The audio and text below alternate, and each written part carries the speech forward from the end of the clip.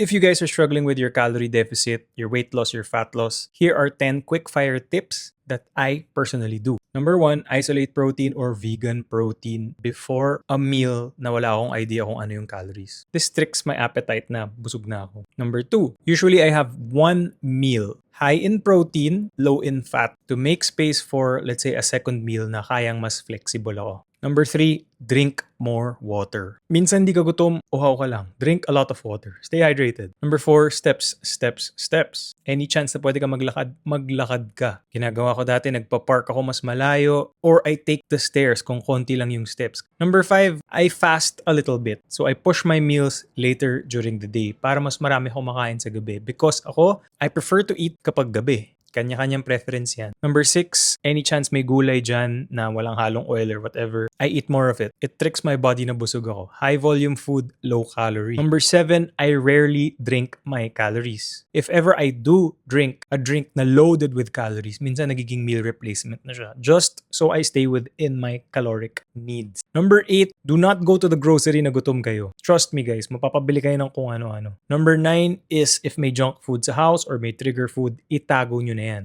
Out of sight, out of mind. Lalo na kung nagsastruggle ka with discipline. And number 10, stock up on your healthy groceries. Lean protein, veggies, carbs like mga kamote. Pag wala kasi tayong available food, dun tayo mapapag-grab food or kakain lang tayong whatever. And usually, mataas ang calories ng mga stuff na binibili natin sa labas.